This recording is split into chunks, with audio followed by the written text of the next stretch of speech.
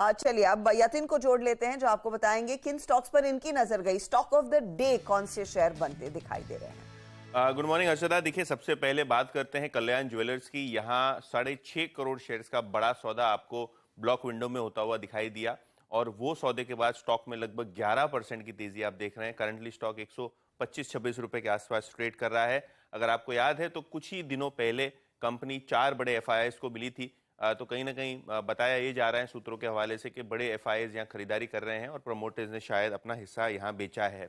इसके अलावा PPL pharma यानी पिरामल फार्मा, ये स्टॉक रहेगा फोकस में।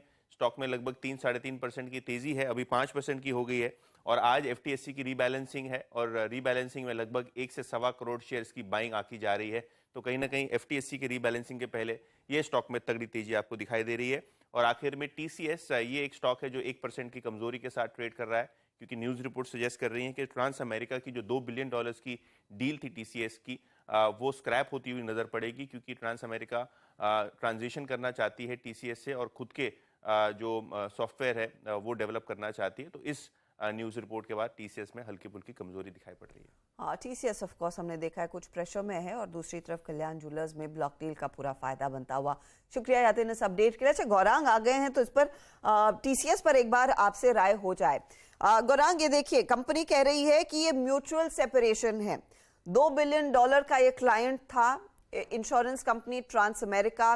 10 साल तक काम करना था, 5.5 सालों में इन्होंने डिसाइड कर दिया है अलग अलग रास्ते जाएंगे, क्योंकि शायद ट्रांस अमेरिका कॉस्ट कट करना चाहता है।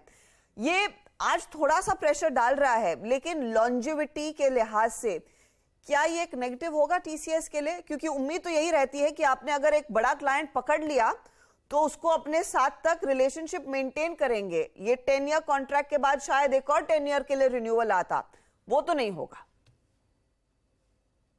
देखिए हर्षदा, इस डील को लेकर के अनुमान भी ये था, टिप्पणियां भी ये थी और ट्रांस अमेरिका को की तरफ से जो बयान आए हैं और जैसे अभी जिक्र हो रहा था यतिन के तरफ से कि खुद अपना एक आईटी प्लेटफॉर्म और एनवायरनमेंट बनाना चाहते हैं। इस तरह के खबरें मेरे ख्याल से आने वाले भविष्य में मात्र टीसीएस को लेकर के नहीं, बाकी अन्य जो बड़ी या फिर मझौली आईटी क्षेत्र की कंपनियां हैं जिनके पास बड़े बड़े डील्स है, हो सकता है, संभावना है कि बाकी अन्य कंपनियों भी ट्रांस अमेरिका के रास्ते पर चलना चाहे और अलग होना चाहे। इसमें कोई आश्चर्य नहीं होना चाहिए। अब डील को लेकर के, खबरों को लेकर के जाहिर है एक इम्पैक्ट आया था और इम्पैक्ट हमने आते हुए देखा भी और निचले स्तर से ये स्टॉक उभरा भी है। अगर आप शुरुआती बाजार में देखें, जो स्तर निचला बना था वहां से ऊपर आया है। पहले तो डिस्क्लोजर दे देते हैं, टीसीएस पर लंबी अवधि के लिए खरीदारी की राय है और ये आज की तारीख में भी बरकरार है। लक्ष्य के रूप में 3600 से लेकर के 3800 के लक्ष्य हमने लंबी अवधि के लिए रखे हैं और हमें लग रहा है कि आईटी सेक्टर पर जो परिणाम के आधार पर असर होंगे हर्षदा, वो शायद इस वित्तीय वर्ष के पहले दूसरे तिमाही में थोड़े बहुत हावी हो सकते हैं, लेकिन लंबी अवधि के लिए खरीदारी का मौका है। भी अवधि के लिए खरीदारी का मौका, थोड़ा सा डैम्पनिंग फैक्टर आ सकता है शायद अगले क्वार्टर 2